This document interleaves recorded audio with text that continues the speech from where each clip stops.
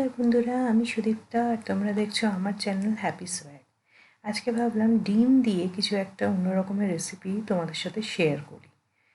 তো এখানে দেখতে পাচ্ছ আমি 4টে কাঁচা ডিম নিয়ে নিয়েছি, আর তার সাথে এপাশে 2টো মিডিয়াম সাইজের আলু এরকম স্কোয়ার করে কাটা আছে।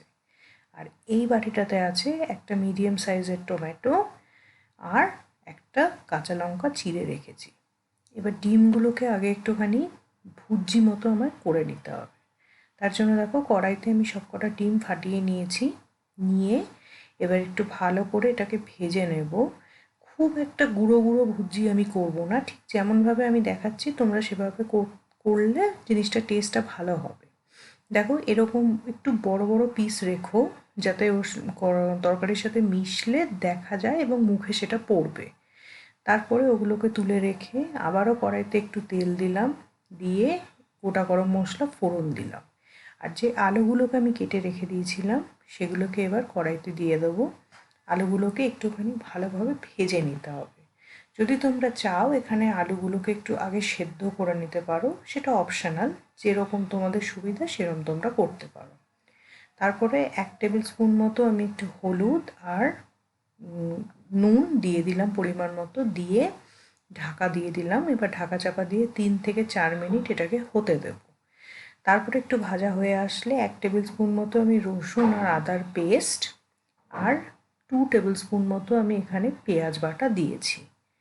এবার এটাকে সব কটাকে মিক্স করে নেওয়ার পর আমি যে সাইডে কেটে রেখেছিলাম টমেটো আর কাঁচা লঙ্কা, সেটাকেও আমি এর মধ্যে অ্যাড করে দিলাম। এবার যাবতীয় যা গুঁড়ো মশলা আছে সেগুলো দেব। যেরকম দেওয়ার মধ্যে 1 টেবিল স্পুন আমি জিরে গুঁড়ো দিলাম, 1 টেবিল স্পুন ধনে গুঁড়ো দিলাম, আর কালার একটু ভালো আসার জন্য আমি এখানে অ্যাড করছি কাশ্মীরি রেড মির্চ। এটাও সম্পূর্ণ অপশনাল। আর তার সাথে টেস্টের জন্য আমি একটু 1 চামচ মতো চিনি আর পরিমাণ মতো নুন আমি এর মধ্যে অ্যাড করলাম। এবার এই সব কটাকে খুব ভালোভাবে মিশিয়ে নিয়ে, যেটা মেন ইনগ্রিডিয়েন্ট এই সস, একটু সস দিয়ে দেখো দুর্দান্ত টেস্ট আসবে। এবার সব কটাকে ভালো করে আমি আবারও মিক্স করে নেব। করে একটু আলুটাকে সেদ্ধ হয়েছে কি না একটু খুন্তি দিয়ে ভেঙে দেখে নিলাম, দেখলাম হ্যাঁ সেদ্ধ হয়ে গেছে। এবার টমেটোগুলোকে একটুখানি ভালোভাবে যাতে গলে যায় তার জন্য একটা লিডের সাহায্যে আমি এটাকে ঢাকা দিয়ে 4 থেকে 5 মিনিট মতন একটুখানি কষতে দেবো। দেখো কষা হয়ে গেছে, টমেটোগুলো সব মিশেও গেছে।